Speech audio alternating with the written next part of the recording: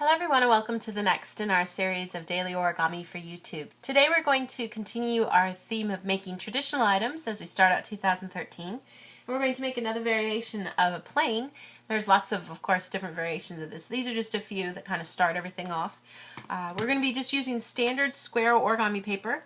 I'm going to be using paper that's 15 by 15 centimeters. Now you're welcome to, of course, use any size that you like. It'll just change the finished size of your plane.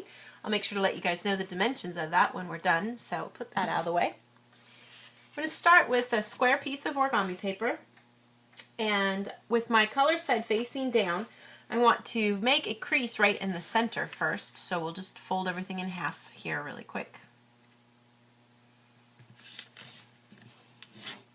Open it up, take the top side here and roll it down so that that top edge is even with the center crease we just made. Kind of get that lined up first, and then hold both of the sides down with your fingers and then smooth out the crease. We'll do the same thing here on this side too. And when you do these kinds of things, you don't necessarily need to have everything perfectly on that center crease. In fact, in some ways it works better if you don't, because then if you have to like fold it in half, you still have a little bit of room there to kind of crease everything in half when we're done. So we've got those two guys folded over. I'm going to take the top part here and fold it down to the center, right where that edge meets. Get a good crease there. And then I'm going to take everything that I have here and fold these edges into the center as well. And this can get a little thick with all this paper here. Just take your time and try to keep everything as close to the center as you can. And we'll do this one too.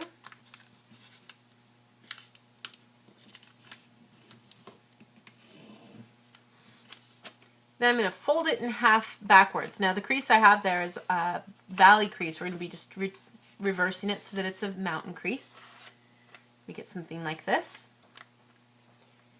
Then I want to put a crease in here that goes from allowing this edge out here to go to this the center edge that I have. So if I just kind of try to keep the tip part folded down and start there and kind of guide it along with your finger as you work so that we can kind of get it going. Get it all lined up and make a crease. Flip everything over, do the same thing on this side too. Again, just try to keep like the front part there where all of those layers are to lay down flat as much as you can, and they have a tendency to kind of pop out a little. We want to try to keep them from doing that as much as we can. So I've got both of those creases marked off there now.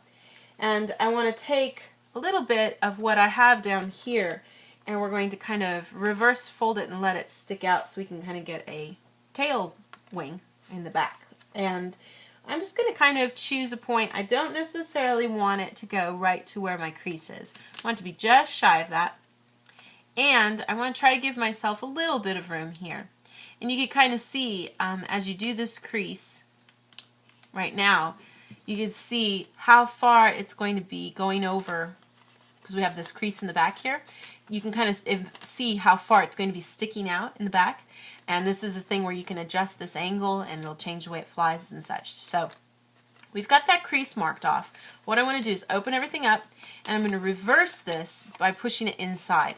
Now you can see from here when I open it out, I've got a triangle here. This crease here is already a mountain crease, which is great. We want it to stay that way. And I want to reverse the opposite side. It's a valley. We want to reverse that so it becomes a mountain. And then we're going to reverse that center so it becomes a valley, so it pinches in. So we get that kind of tucked in and underneath. And then when you open everything up here, we fold these sides down again, you should get a nice little tail section to the back of our plane. And like I said, you can really play around with that angle, how far in, how far out. If you make it, fold all the way over to here, it'll kick back farther. You can really kind of play around with a lot of the angles for this to create a different kind of plane. So that's the finished plane. Let me tell you guys the dimensions of this guy when he's done. About the entire length here, we're looking at just under about 13.5 centimeters long. And he's about at the widest spot here for his wings when I kind of keep things together. It's about 8.5 centimeters wide.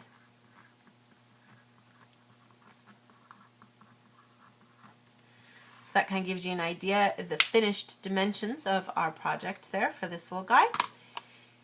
And that is our finished plane, which is our finished project for today. Thank you so much for watching, and we'll see you next time.